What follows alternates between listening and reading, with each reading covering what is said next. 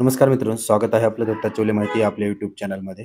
आपण पाहतोय की सप्टेंबर महिन्यामध्ये जे अतिवृष्टी आणि पूर परिस्थितीमुळं शेतपिकाचं नुकसान झालं होतं. त्यामध्ये संभाजीनगर आणि जालना व वर्धा या जिल्ह्याची मदत ही वाटप व्हायला बाकी होती. शेतीचं नुकसान झालं होतं पण मदत ही मिळत नव्हती.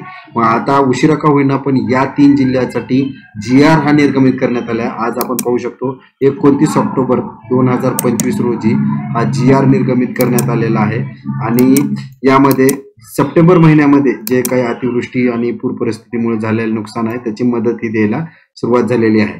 यामध्ये ही जी काही मदत आहे NDRFच्या निकषानुसारच आहे. 2 हेक्टरची कमाल मर्यादा असणार आहे.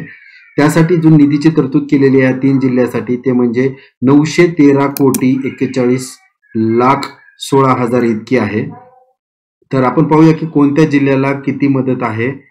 सर्वप्रथम छत्रपती संभाजीनगरमध्ये पाहायला गेलं तर छत्रपती संभाजीनगरमध्ये सप्टेंबरमध्ये जे बाधित शेतकऱ्याची संख्या आहे 6,44,649 आणि जी मदत वाटप करण्यात आलेली आहे ती म्हणजे 480 कोटी 17 लाख इतकी आहे. त्यासोबतच जालना जिल्ह्यामध्ये जे बाधित शेतकऱ्यांची संख्या आहे 5,45,890 आणि मदत जी आहे ती म्हणजे 353 कोटी 66 लाख.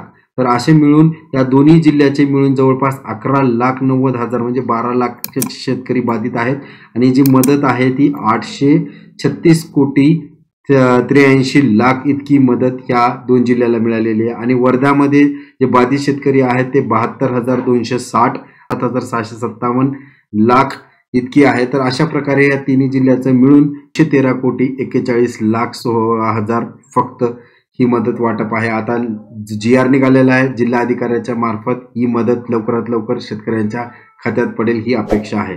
आशा करतो ही माहिती तुमच्यासाठी अत्यंत उपयुक्त ठरणार आहे. अशाच नवनवीन अपडेटसाठी चॅनलला सबस्क्राईब करायला विसरू नका. धन्यवाद.